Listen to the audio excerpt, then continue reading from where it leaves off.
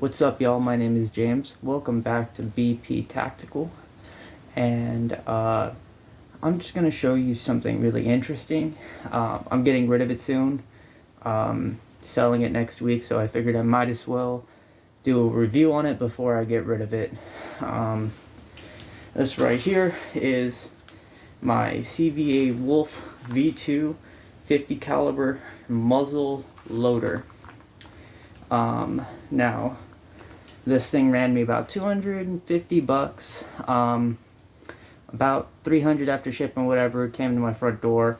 I just kind of got it because thought it was cool and it was on sale, so yeah, might as well, right? So let me go over it a little bit about the features, and let me tell you what I think about it. I took it out once. I shot it about 10 times, and to be honest, I wasn't really impressed with it, but it's okay. I'm gonna just go ahead and buy a different gun after this, with the money for this. So let's talk about it from the top all the way to the stock and what I've done to kind of make it better. First things first, you have this right here. It comes with a palm saver. You don't have to use it. One thing I will tell you is, I don't know if you can see it, but there's a little bit of white here, and that's from where actually the powder caught the tip of that thing. So remember, after each shot, you got to kind of push that thing back down, because you're likely to shoot it. And let's say if you're hunting, that's a perfect opportunity to miss a deer, or for your bullet to keyhole, anything like that. These sights, these are red and green sights. They're pretty cool. I like them. They were pretty on point when I used it. I never put an optic on this. This is your stamping rod. It's about, let me see, this is my forearm, so it's about 1.5 feet. It's not marked because, mind you, I only took it out once and I wasn't using it a lot, so there was really no need for me to mark it.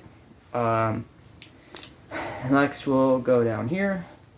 This is the bipod that I bought for it. Just got off Amazon, a little $20 one. It's pretty good.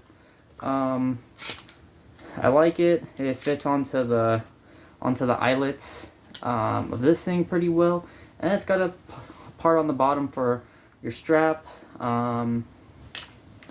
Overall, it was pretty good. I like it. I'd probably buy it again, but to be honest, I'm not really a hunter much.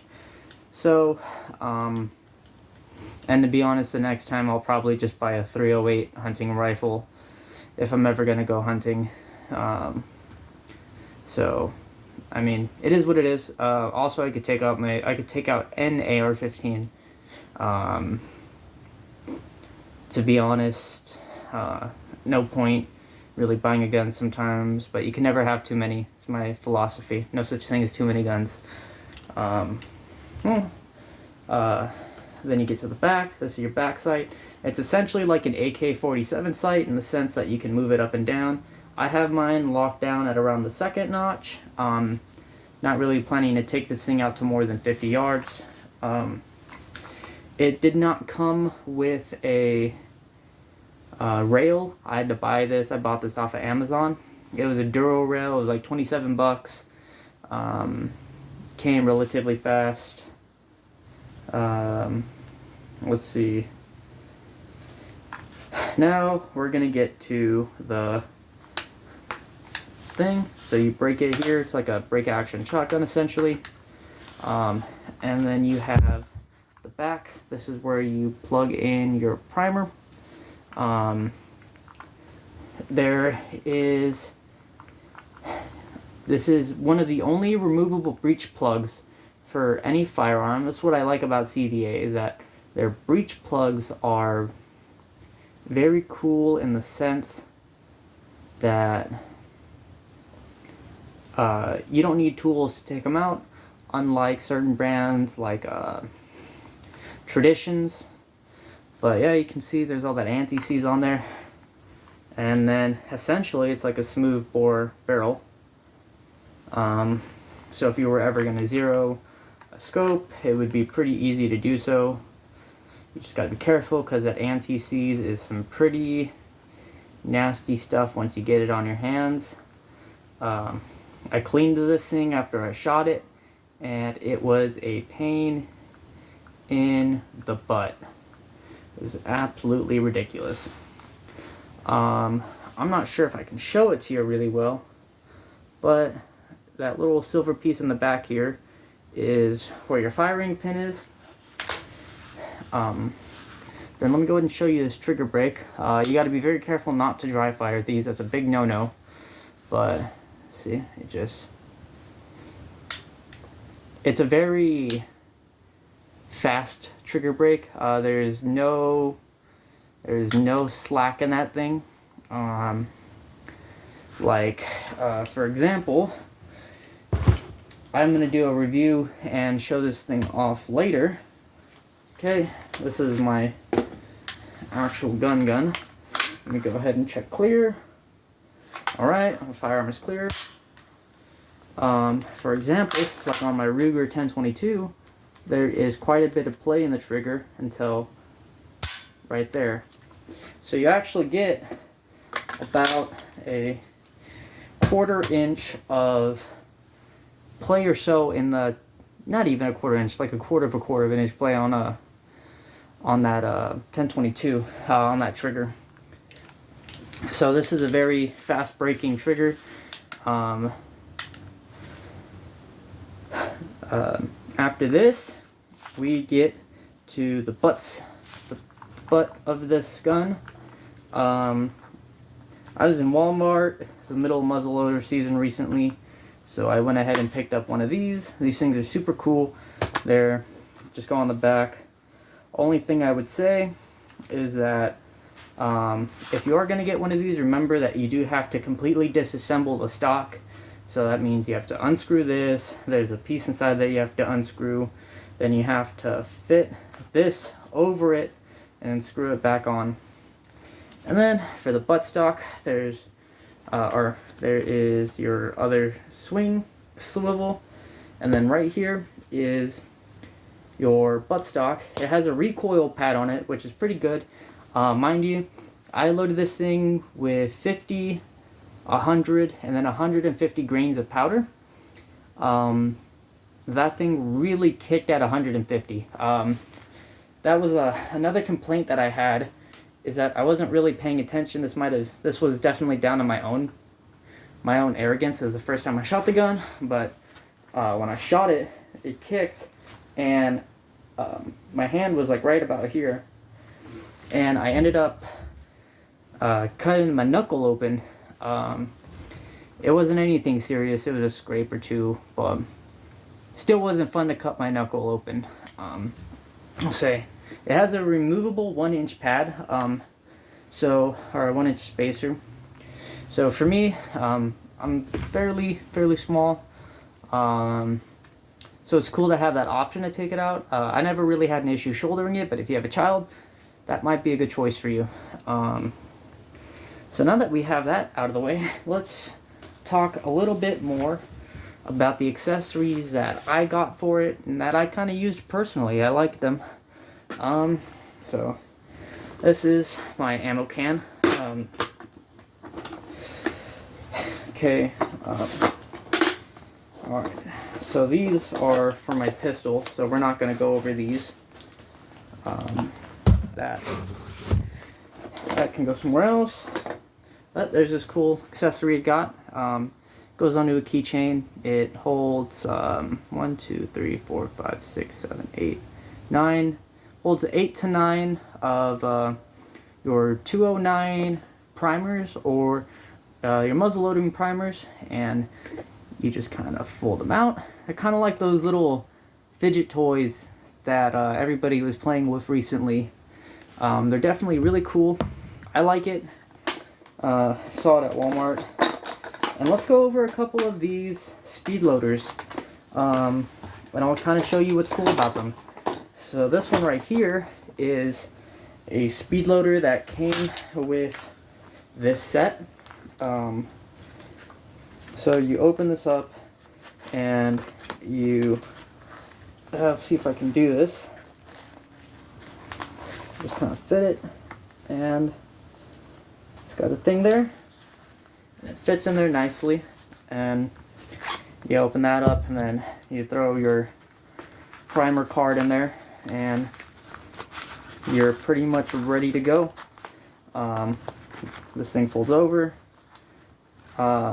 clips onto there. You can hold 2 speed loaders and whatever else you need. So these are definitely super cool. Let me go ahead and take these out just so I don't forget them. So that's a really cool accessory for it. But I have a couple of speed loaders. So for example, I just have these. I use pellets. They're 50 grains of pellets, or they're 50 grain equivalent pellets. So I have these right here, which are from muzzleloaders.com. I'll show you a couple of different examples. So I didn't have really the spinning capability to kind of dish out everything at once, so I kind of had to space it out. But what I like about these is because I also have a black powder pistol, and I didn't really have a grain setter, these I just use these. But these are mainly what I use for my rifle. But that's 3 pellets. It's equivalent to 150 grains, or if you're using a loose powder, you can just use these to indicate how much powder you want in there. So these are the bullets I use. They're I believe these are 300 grain 50 cal bullets. They have a sabot. They're the low drag kind. When you have these right here, these are your primer. I just kind of store both of them up front. Those are pretty cool. And I've got quite a few of these speed loaders. I have 1, 2, 3, 4, 5. I have 5 speed loaders. It's cool. One of these is what we went over so far. These are the pellets. They're 50 grains. You want 50 grains, you just put 1 pellet. Doesn't take a genius to understand that. This is Hodgkin's 777 that I use for my black powder pistols. These are the boxes that the bullets come in. But what's cool is that I use these for after I'm finished using them. I bought 2 because I thought I was going to be using this thing more. I just didn't really end up liking it. But let me pull some stuff out of my 22 box.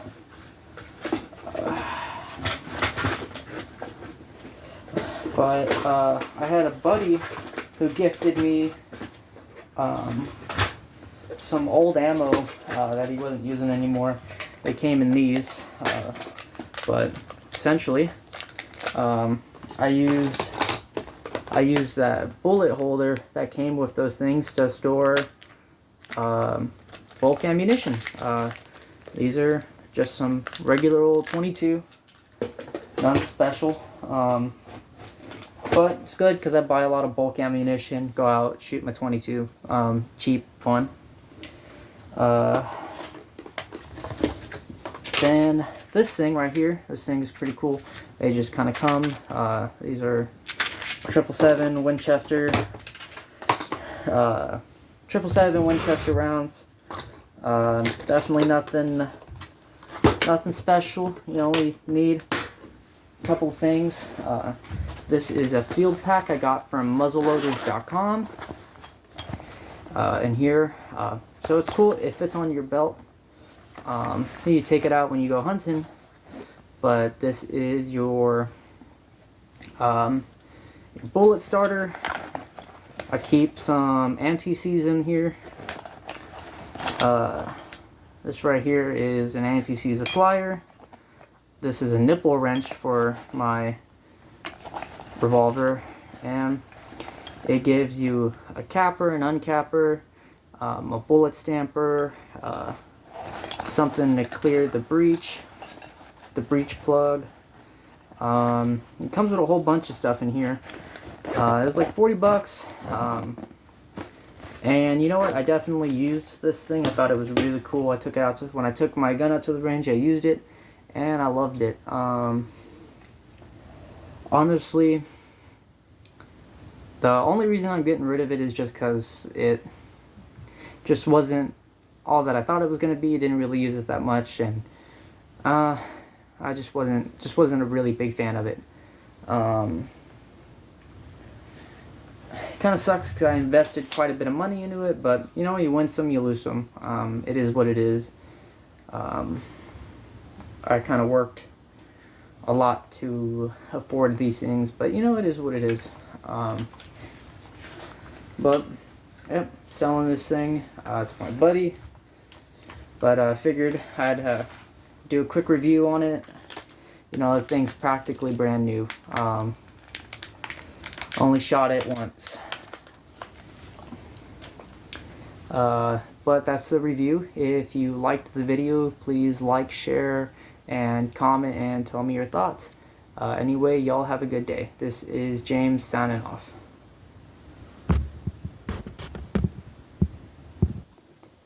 So, let's see.